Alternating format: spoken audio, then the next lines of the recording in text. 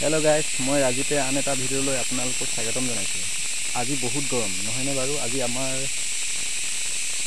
অসমতো আজি 38-40 degree Celsius হ'ব পাৰে। आमार गाँव বিলাকতে ইমান গৰম, টাউন বিলাকতো ক'বই নোৱাৰে। গৰমৰ পৰা হাত সাৰিবলৈ আপোনালোকক কেইটামান আজি কওঁ দেই। আপোনালোকে ভিডিঅ'টো চাই থাকক। কি কৰা উচিত আমি গৰম হ'লে, বেছি গৰম লাগিলে পৰা হাত সাৰিবলৈ আপোনালোকে কি কৰা উচিত। এই মোৰ নিচিনা দেখিছে নাই, মোৰ নিচিনা আপোনালোকে হাত ভৰ্তি চোলা পিন্ধক।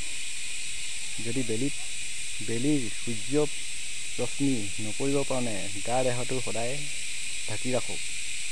আজিকালি খেতি চিজন আহিলেই, খেতি চিজন নহয় জানো।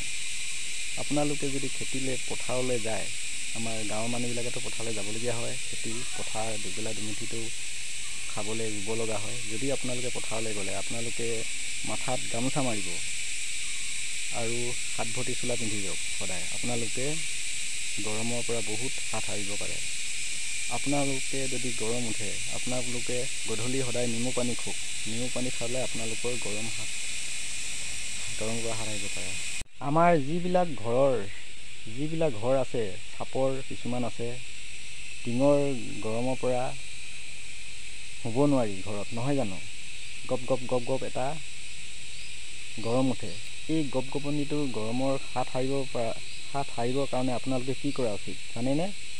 আপোনালোকে টিঙত পানী ঢালক। যদি মটৰ আছে, মটৰেৰে আপোনালোকে গধূলি টিঙত যদি পানী ঢালে, টিঙত যদি গোটেই পানী ঢালি থাকে, তিয়াই দিয়ে, টিংবিলাক ঠাণ্ডা কৰি দিয়ে, তেতিয়া আপোনালোকে ৰাতি ধুনীয়াকৈ শুব পাৰিব। গপগপনি কেতিয়াও নুঠে। আপোনালোকে এইটো কৰক। আপোনালোকৰ যিমানে চাপৰ ঘৰ হয় সিমান ধুনীয়াকৈ শুব পাৰিবি। আপোনালোকে এই গৰমৰ পৰা হাত সাৰিবৰ কাৰণে আপোনালোকে সেইটো কৰকচোন। গপগপনিটো যিটো উঠে আমাৰ ঘৰবিলাকত, টিঙৰ ঘৰবিলাকত, চাপৰ ঘৰবিলাকত, আপোনালোকে টিং ছিটিয়াওক। এইটো কৰক। গৰমৰ বহুতো বেমাৰ আজাৰ হয় নহয় জানো। যেতিয়া ভিতৰত আমাৰ শৰীৰৰ ভিতৰত যেতিয়া গৰমটো সোমাই যায়, তেতিয়া বহুতো আমাৰ বেমাৰ আজাৰ হয়। জ্বৰ হয়, মাথাৰ বিষ হয় নহয় জানো। এইবিলাকৰ কাৰণে হাত সাৰিবৰ কাৰণে আপোনালোকে কি কৰা উচিত জানেনে। আপোনালোকে সদায় নেমুনীয়া দৰৱটো খাওক। নেমুনীয়া দৰৱটো যদি খায় আপোনালোকে বেমাৰ আজাৰৰ পৰা হাত সাৰিব পাৰিব।